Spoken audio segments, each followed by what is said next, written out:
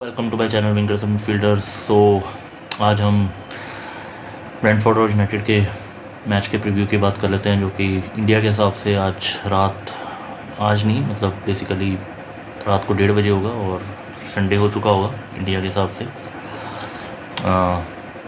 तो 2 हफ्तों के बाद हमें वापस से प्रीमियर लीग फुटबॉल मिल रही है, तो देखने वाला होगा कि यूनाइटेड इस गेम को किस तरीके से अप्रोच करती है। और देखा जाए तो जो अप्रोच होती है ना, वो दोनों टीम से डिपेंड करती है।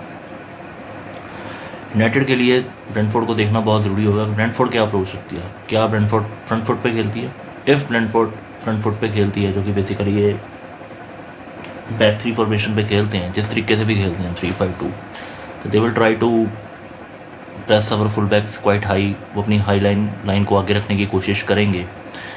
तो फिर यूनाइटेड को ये मिल जाएगा, अपॉर्चुनिटी मिल जाएगी कि वो स्पेसिस को अटैक कर सके। हमारे लिए स्पेसिस ज़्यादा खुल जाती हैं जब कोई टीम हम पे अटैक करती है, हमें अटैक करती है हाई प्रेस पे, दैन स्पेसिस हमारे लिए खुल जाती हैं। यस, हमें उसमें तंगी बहुत आती है ऐसे गेम्स में, क्योंकि हम लोग पासिंग अच्छे से नहीं कर पाते। फ्रॉम द बैक खेलने में बड़ी प्रॉब्लम आती है। हमने देखा था एवर्टन वाले मैच में भी कि हमसे फ्रॉम द बैक नहीं खेला जा रहा था, एवर्टन ही हमें बार बार पिन करी जा रही थी and we were quite wasteful. But इसका एक फ़ायदा हो जाता है इस अप्रोच से दूसरी टीम्स की, कि यूनाइटेड को स्पेसेस मिल जाते हैं and with Højlund, गर्नाचो and Rashford हमारे लिए काफ़ी इजी होगा स्पेसेस को अटैक करना।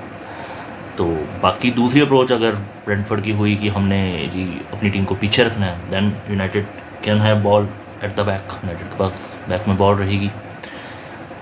फिर वहाँ पे एक और तरीके की सिचुएशन शुरू हो जाती है कि जब यूनाइटेड के पास पोजेशन रहती है, हमारे फॉरवर्ड्स के पास पहुँचती है, तो एक अजीब सा कन्वर्जन पैदा हो जाता है। हमारी जो फॉरवर्ड लाइन है वो बहुत जल्दी गोल स्कोर करने की कोशिश करती है, पेशेंटली बॉल को मूव नहीं करवाती। कॉम्बिनेशन प्ले बहुत लिमिटेड हो जाता है। करते हैं कॉम्बिनेशन प्ले, बट फिर भी दैट इज़ क्वाइट लिमिटेड।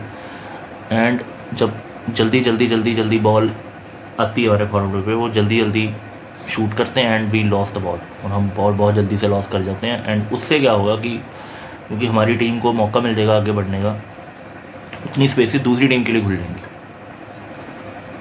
तो फिर ब्रेंटफोर्ड के पास चांस है कि वो हमें काउंटर कर सकें। दूसरा ये है कि ब्रेंटफोर्ड पक्का ट्रैप्स बना के रखेगी कि यहाँ पे मैनचेस्टर की गैप बहुत ज़्यादा हो जाती है। They will identify the gaps where the team के बीच में गैप बहुत ज़्यादा होगा, और वहाँ पे वो ज़रूर यूनाइटेड के ऊपर यूनाइटेड के ऊपर काउंटर प्रेस करने की कोशिश करेंगे। यहाँ पे हमने इनसे बॉल छीनने की कोशिश करनी है, क्योंकि यहाँ पे गैप बहुत ज़्यादा पड़ा है। तो United have to be very careful with both the approaches, क्योंकि अगर ब्रेंटफोर्ड फ्रंट फुट पे खेलती है तो वो हमें प्रेशर में डाल के गोल कर सकते हैं। तो हमें बहुत ध्यान रखना पड़ेगा कि हम लोग गलतियाँ ना करें। दूसरी चीज़ ये है कि अगर वो लो ब्लॉक या मिड ब्लॉक रख लेते हैं, दैन हमें केयरफुल होना पड़ेगा कि हम उनके लिए स्पेस ना खोल दें। तो ये दोनों अप्रोचेस का हमें ध्यान रखना पड़ेगा, और ये अप्रोचेस चेंज हो सकती है गेम के अंदर भी। तो हो सकता है ब्रेंटफोर्ड पहले लो ब्लॉक रखे, बाद में वो फ्रंट फुट पे आ जाए, जब वो पहले फ्रंट फुट पे आए बाद में वो लो ब्लॉक में आ जाए। यू नेवर नो कि क्या होने वाला है। बट इतनी बात तो पक्का है कि अगर ब्रेंटफोर्ड ने पहला गोल कर लिया तो वो लो ब्लॉक में चले जाएंगे and they will make game very difficult for United. और उनके पास फिजिकल प्लेयर्स हैं टोनी ऐसे, जो कि काउंटर अटैकिंग अपॉर्चुनिटीज़ का पूरा फ़ायदा उठा सकते हैं। तो United have to be very careful. बाकी हमारे पास देखो यार, उनसे ज़्यादा बेटर क्वालिटी है, तो हम लोग उनको आराम से आउटस्कोर कर सकते हैं। बट हमें बस इसी चीज़ का ध्यान रखना है कि भाई पोजेशन फालतू में लूज़ नहीं करनी, उनको फालतू की बॉलें मत दो, स्लो करो, उनकी क्राउड को फ्रस्ट्रेट करो। जितना ping pong, table tennis, lawn tennis, table tennis game बनाओगे, पिंग पोंग गेम बनाओगे, उतना उनके क्राउड को ज़्यादा बेटर लगेगा। हर एक टीम को प्रीमियर लीग के अंदर मज़ा आता है ऐसी गेम खेलने का, जहाँ पे बॉल लूज़ हो रही है, दूसरी हाफ में जा रही है, फिर वो दूसरे हाफ से फर्स्ट हाफ, दूसरे हाफ में बॉल जा रही है, फिर वो हम लूज़ कर रहे हैं, फिर वो लेके आ रहे हैं। अगर ऐसे एंड टू एंड गेम हो गई तो ब्रेंटफोर्ड इसको पूरा लाइक करेगी। हमें नहीं करना, ऐसी गेम नहीं बनानी।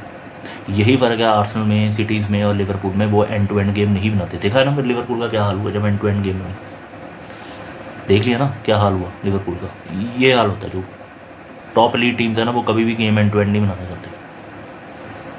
तो हमें इस चीज़ का खास ध्यान रखना है।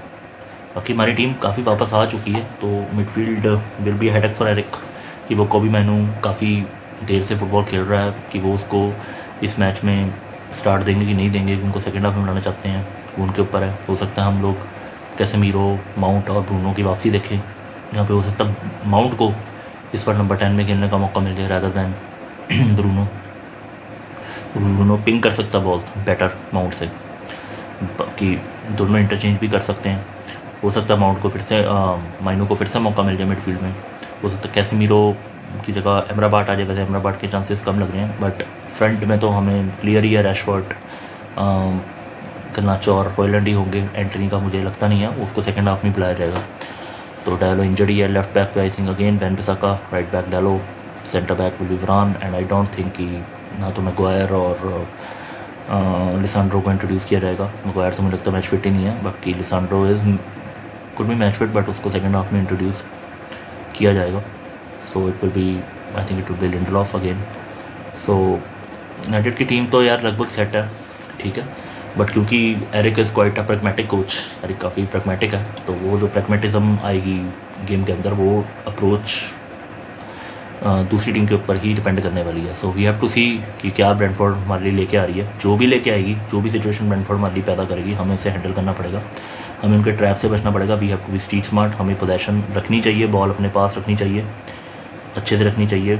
जैसे वुल्स का पहले 50 मिनट में हमने गेम खेली थी ना, वो गेम को हमेशा हमें अपनी प्रिंसिपल बनाना चाहिए। उसको वो प्रिंसिपल होना चाहिए हमारी गेम का, कि कैसे क्राउड को ठंडा करना है, कैसे अपने पास बॉल पोजेशन ज़्यादा रखनी है, कैसे पास बना के उनको क्या कहते हैं, रोटेट करके पोजीशन से रोटेट करके बॉल को इधर से उधर शिफ्ट करवा के दूसरी टीम की पूरी ऑर्गेनाइजेशन को ब्रेक डाउन करो और गोल स्कोर करो, ठीक है जी। तो मुझे इसमें कोई शक नहीं है कि यूनाइटेड जीत नहीं सकती। अगर यूनाइटेड हारेगी तो वही बेवकूफ़ों वाली गलतियों की वजह से हारेगी जो पिछले मैच हारती जा रही है, ठीक है। बाकी फ़िज़िकल बैटल्स जरूर बनेंगी, we have to win our battles. अगर मैच जीतना है तो हमें बैटल्स अपनी जीतनी पड़ेगी, जो 1-1 बैटल्स हमारी होने वाली हैं वो हमें जीतनी पड़ेगी। हम वहाँ पे बिल्कुल उनको ग्राउंड नहीं दे सकते। तो वो एक इम्पॉर्टेंट पार्ट आ जाता है जहाँ पे हम लोग कई बार मैच के एनालिसिस में इग्नोर करते थे कि there will be 1-on-1 battles and we have to win this. ना केवल फॉरवर्ड लाइन में, यहाँ पे रैशफोर्ड को चांस मिले, वो अपनी मैन ने बीट कर पाया, गर्नाचो अपना बंदा ना बीट कर पाए। सिमिलरली डिफेंस में भी जब हमारे पास 1-on-1 डिफेंडिंग करने का चांस आएगा तो हमें भी वो अपनी बैटल्स जीतनी पड़ेंगी।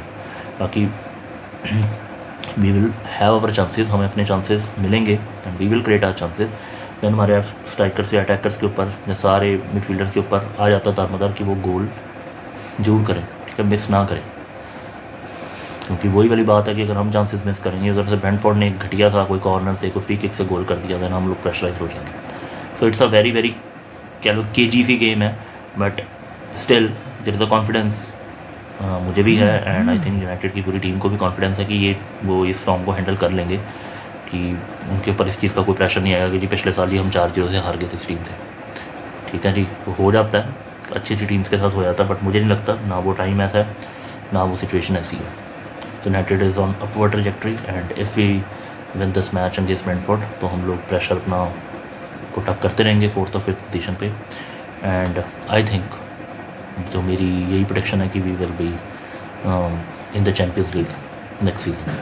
सो that's for today, thank you very much.